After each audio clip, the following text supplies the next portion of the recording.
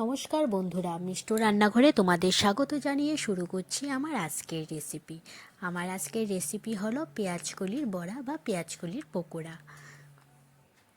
পেঁয়াজকলির বড়ার জন্য আমি এখানে নিয়ে নিয়েছি পেঁয়াজকলি, মটর ডাল, মুসুরি ডাল আর কাঁচা লঙ্কা। এখন আমি মুসুরি ডাল আর মটর ডাল এগুলি মিক্সারে পেস্ট করে নেব।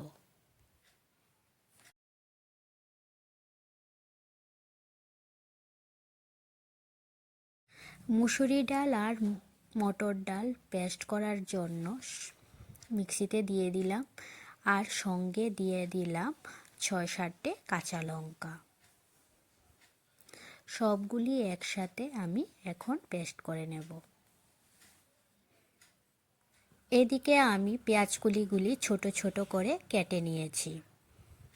পেঁয়াজকলিগুলি বড় করে কাটলে বড়াগুলি ভালো হবে না, খেতে স্বাদ লাগবে না, সেই রকম। এই জন্য আমি ছোট করে কেটেছি। আমার ডালটাও পেস্ট করা হয়ে গেছে। এখন আমি পেঁয়াজকলির উপরে ডাল বাটাটা দিয়ে দিচ্ছি।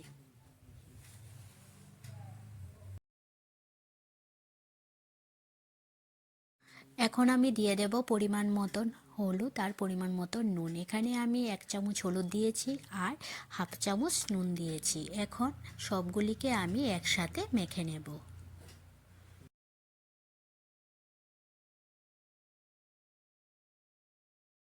ডাল বাটা আর পেঁয়াজগুলি একসাথে মাখা হয়ে গেছে। এখন আমি গ্যাসে কড়াই বসিয়ে দিয়েছি। কড়াই গরম হয়ে গেছে। এখন আমি দিয়ে দেব সর্ষের তেল। এই বড়াগুলি সর্ষের তেলে করলে খেতে ভালো লাগে, সাদা তেল দিয়ে সেই রকম স্বাদ আসে না। তেলটা গরম হওয়ার পর আমি 2টো শুকনো লঙ্কা ভেজে নিয়েছি।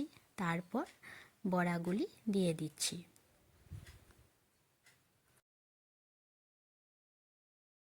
সবগুলি বড়া দেয়া হয়ে গেছে। এখন আমি বড়াগুলিকে লাল লাল করে ভেজে তুলে নেব।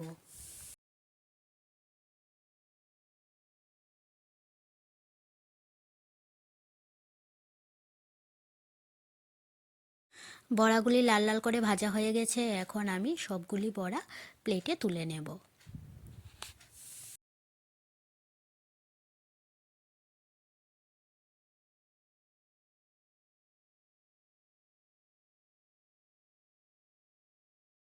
একই রকমভাবে আমি বাকি বড়াগুলিও লাল লাল করে ভেজে তুলে নেব। এই রকম বড়া তোমরা কে কে খেয়েছো তোমরা অবশ্যই আমাকে জানাবে।